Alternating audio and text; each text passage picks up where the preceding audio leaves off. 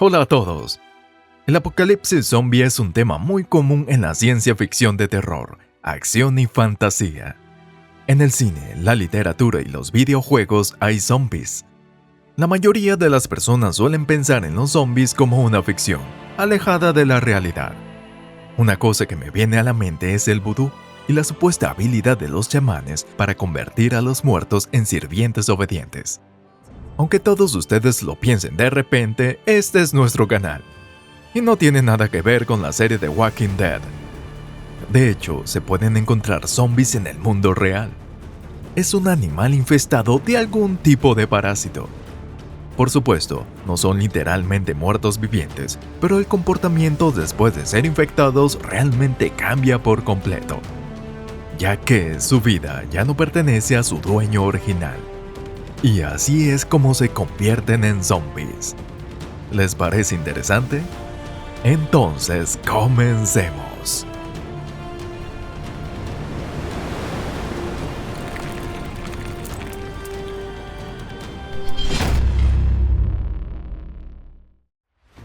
Orugas protectoras.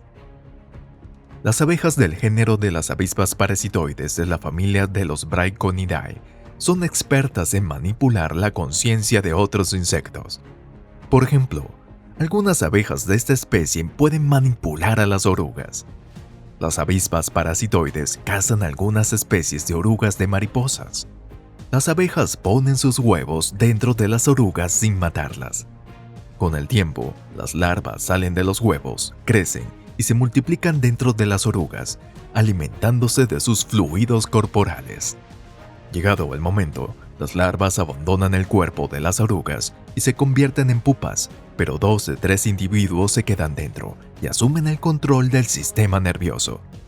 A partir de ese momento, la oruga ya no podrá realizar sus actividades vitales con normalidad. Ya no comen ni se preparan para pupar, y no se preparan para convertirse en mariposas. El sentido de la vida de estas orugas es proteger los capullos de las avispas parasitoides de otros insectos. Por lo general, se arquean sobre el capullo, formando una barrera para protegerlo aún más del capullo. Cuando un depredador natural de las larvas de avispas parasitoides, como las Pentatomoidea que se acercan al capullo, la oruga zombificada comienza a sacudirse, llegando a sacudir a la Pentatomoidea de la rama o amenazándola con ahuyentarla. Y cuando la avispa parasitoide adulta eclosiona, la oruga muere. Hongo dominante. Entre las numerosas especies de hongos se encuentra el llamado Ophiocordycipitaceae o Ophiocordyceps unilateralis. El hongo no puede vivir ni multiplicarse sin la hormiga carpintera. De la misma manera que nos infectamos con el virus de la gripe y la bacteria de la tuberculosis, el hongo se transmite a las hormigas a través de las vías respiratorias. Entonces comienza a suceder algo extremadamente interesante. Durante un breve periodo de tiempo, el hongo sigue viviendo dentro del cuerpo de la hormiga, absorbiendo nutrientes y creciendo.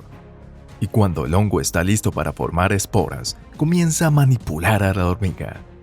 Los insectos infectados cambian su comportamiento e incluso su forma de caminar. Las hormigas abandonan sus hormigueros y empiezan a buscar tallos de plantas con suficiente altura. Cuando las hormigas encuentran plantas asequibles, el hongo segrega un veneno especial que provoca espasmos en la mandíbula.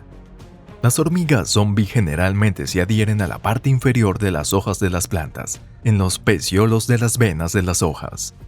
Cuelgan flojamente y sin poder abrir las mandíbulas.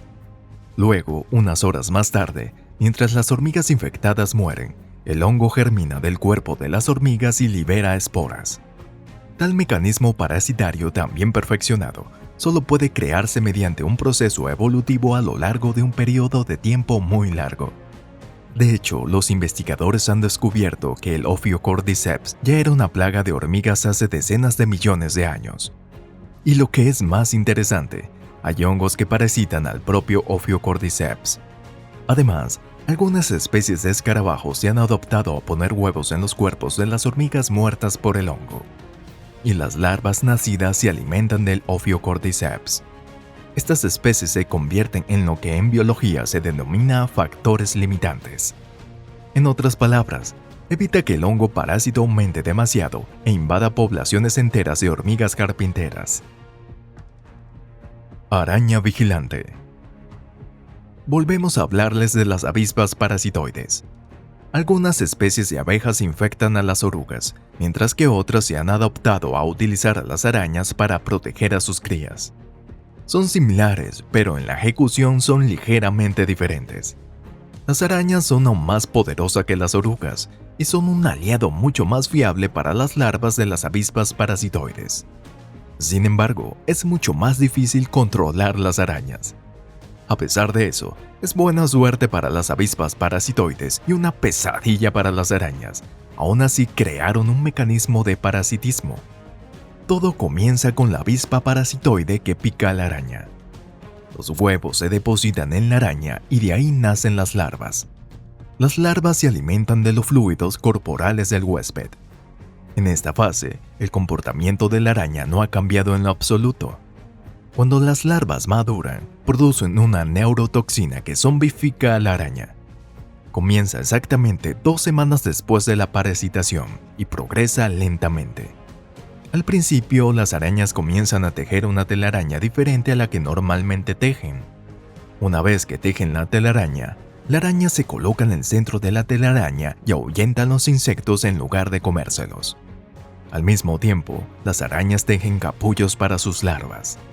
Cuando llega el momento y las larvas salen del cuerpo del huésped, devoran al huésped y utilizan el capullo previamente preparado para madurar y convertirse en adultos.